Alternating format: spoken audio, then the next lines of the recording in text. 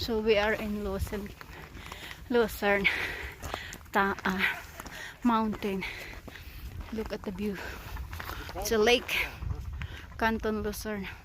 Doon mamaya maglalakad kami doon sa may clouds na yun at doon sa taas ng tuktok na yun. May mga tao din naglalakad. Ang bilis nang maglakad. Ang lamig dito. Ayan ang clouds. Oh, parang uulan. Ayun. City yun sa baba. Tapos yung naririnig yung ingay. Ano yun yung train? Uling. Ang ginagamit pa nila.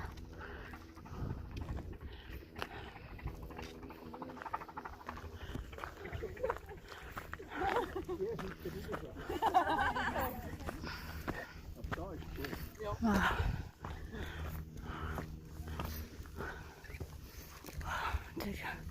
Ang taas na dito. Clouds.